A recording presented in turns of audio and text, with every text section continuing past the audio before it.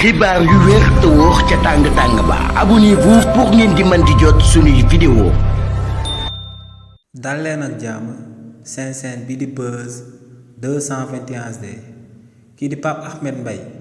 di akub juriste bu kenn dootu présenté ci réew mii di Sénégal yëkkati na ay kàddu daal di koy jëmale ci projet de résolution de mise en accusation bi nga xam ne député wu parti bi di Pastef nam lañ koo dugal ca biir assemblée nationale ngir ñu mën a daal di àtte kii di président Macky Sall ci kanamu haute cour de justice ci réewu Sénégal si li ni mel kii di Pape Ahmed Mbaye ne projet de résolution de mise en accusation boobee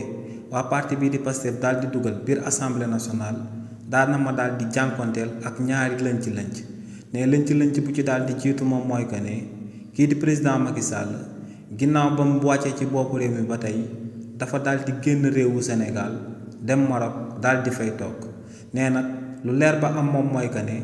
rapatrier kii di président Macky Sall andi war ko ci réewu Sénégal ne loolee lu jafe lay doon ci réewu Sénégal ci plan diplomatique ne lu leer ba am moom mooy que ne président Macky Sall amaana buñ koy àtte ci réewu Sénégal dinañ ko daal di def comme contumace ndax ne kookee du ko daal di teewee waaye tamit kii di Ahmed Mbaye daal di wéyal ne ñaareelu lënc-lënc bi nga xam ne projet de résolution de mise en accusation bi ñu na ma daal di amal ci président Macky Sall moom la na ma daal di jànkonteel moom mooy que ne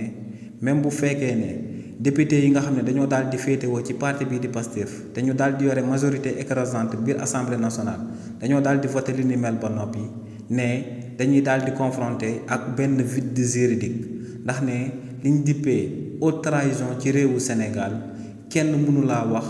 exactement ci yoon loolee lu muy daal di tekki ne amul fi ñu ko daal di mentionné ba mu daal di leer te ne li ni mel akub vide juridique la si bi nga xam ne akub lënc-lënc lay doon buñ namee daal di àtte kii di président Macky Sall ci réew mii di Sénégal. xibaar yu wér te wóor ca tàng-tàng ba abonnez-vous pour ngeen di mën di jot suñuy vidéo.